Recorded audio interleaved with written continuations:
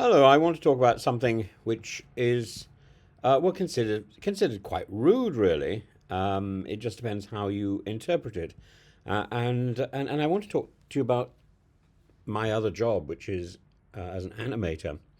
And as an animator, one of the areas I'm particularly interested in is lip sync, and trying to get the character I'm drawing to sound as if they are actual, to appear as if they're actually saying the words which are in the soundtrack.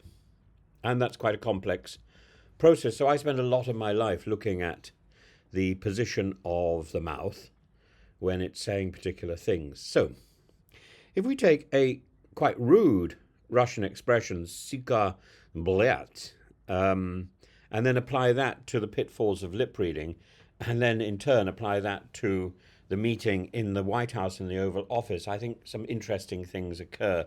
Language, after all, is a curious beast. It evolves, it mutates, it often loses all meaning when transported across cultural and linguistic boundaries, and nowhere is this more evident than in gaming communities, where Russian expletives, often entirely out of context, have been adopted as casual, even humorous expressions.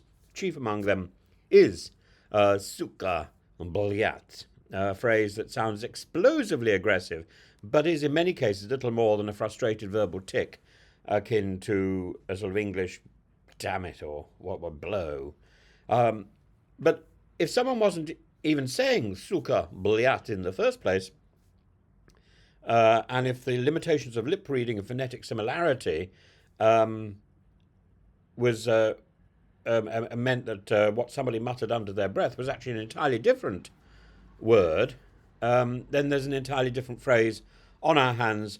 This isn't mere conjecture, it happens more than you might think. At first glance, Suka blyat is unambiguously vulgar.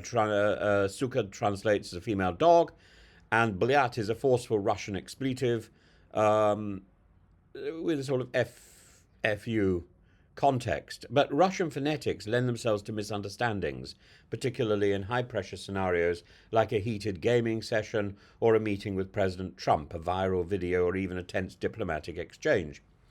Consider these alternatives, and this is the point. Suka blin, same uh, mouth positions. A softer version where blyat is swapped for blin, which literally means a pancake, but often it's meant in the context of damn. Sudba, blin, fate, damn it. This phrase, starting with the same sound, has a radically different meaning. Super, blin. Again, the mouth remains in the same position, but different sounds are coming out of it.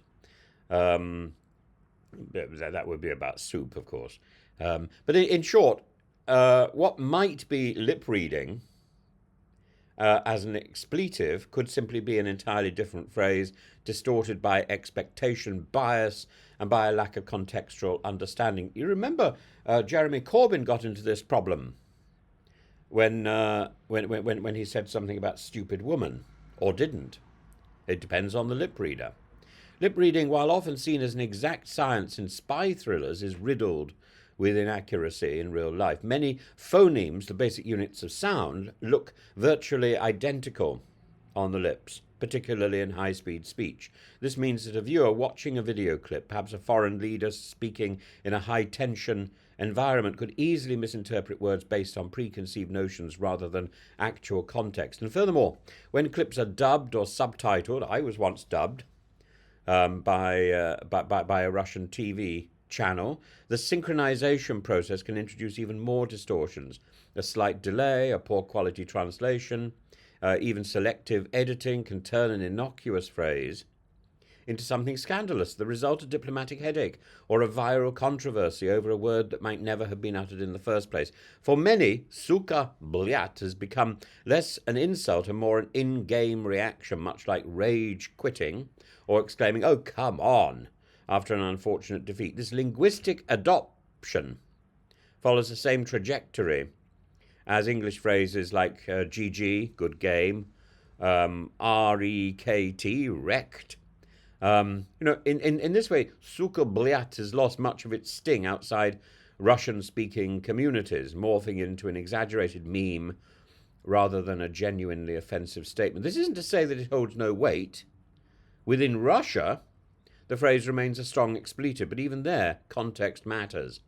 A Russian gamer shouting "Suka, blat" after being defeated is not hurling a personal insult at anyone, but rather venting in a way comparable to an English speaker shouting something over, and so on.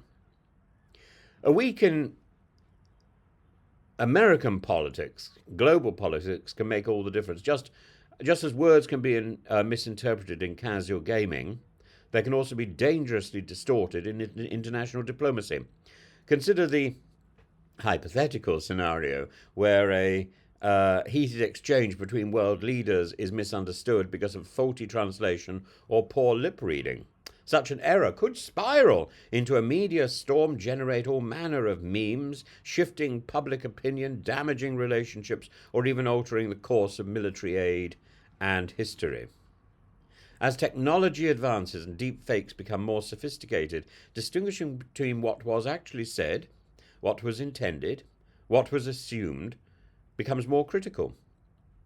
The case of Suka blyat, whether in gaming, diplomacy, or viral videos, serves as a timely reminder. Context, culture, and phonetics all matter in the delicate art of communication. And if you didn't pick this one up earlier, I was really talking about President Zelenskyy, President Trump, and the gerbil.